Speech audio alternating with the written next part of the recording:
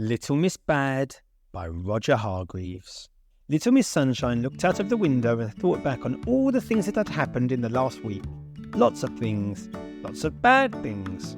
Some things were just a little bit bad. Mr. Upperty's tennis racket strings were swapped with spaghetti, and the cream in Mr. Greedy's donuts was replaced with toothpaste. Some things were really quite bad. Little Miss Splendid's shower had covered her with ink, and someone had painted cracks on the walls of Mr. Worry's house. Mr. Worry was so worried that his house might fall down, he had moved into his garden shed. Some things were really very bad indeed. Someone had sawn Mr. Forgetful's car in half. Fortunately, Mr. Forgetful did not get upset. He simply thought that he must have forgotten the other half and left it at home. And someone had sneaked into Little Miss Neat's house while she was away on vacation and left all the taps running. Little Miss Neat did get upset. Nobody knew who had done all these things, but Little Miss Sunshine had a very good idea who was behind it all. Little Miss Bad, she murmured to herself. Little Miss Bad was not good. Far from it. In fact, about as far as you can get, which is a long way. But how to catch Little Miss Bad? That was the question that Little Miss Sunshine was turning over in her mind. And then she had an idea. A very clever idea. The next day a poster appeared in the town square. It announced that there was to be a grand competition to discover the most mischievous, naughty or bad trick that had been played in the last week.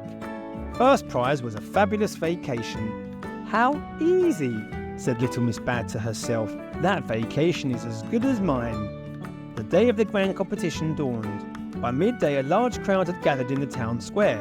A stage had been built in the middle of the square. Little Miss Sunshine called for quiet. Each contestant, she explained, will come up on stage and describe their entry, and then the panel of judges will decide upon a winner. First up is Little Miss Bad. Little Miss Bad could not wait to get on stage. She was so excited. She had spent all the previous night trying to pick her worst or best trick, depending on how you looked at it, but she had not been able to decide. So, she described them all to the crowd, from Mr. Upperty's tennis racket strings all the way through to Little Miss Neat's wet house. She described them in great detail. Little Miss Bad was so carried away, she failed to notice that the crowd had fallen silent. It was only when she had finished that she saw the expressions on everyone's faces.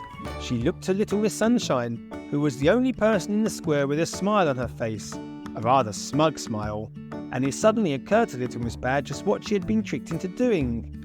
I was only joking, she stammered. Anything more to say? Said Little Miss Sunshine. Little Miss Bad looked very ashamed. I'm sorry, she said. Little Miss Bad learned her lesson that day. The lesson continued for a number of weeks, as it took her a long time to repair all the damage and clean Little Miss Neat's house. Mr. Forgetful's car will never look quite the same. Luckily, he can't remember what it looked like in the first place. But nothing she had to do was half as bad as those moments standing on the stage with the crowd glaring at her.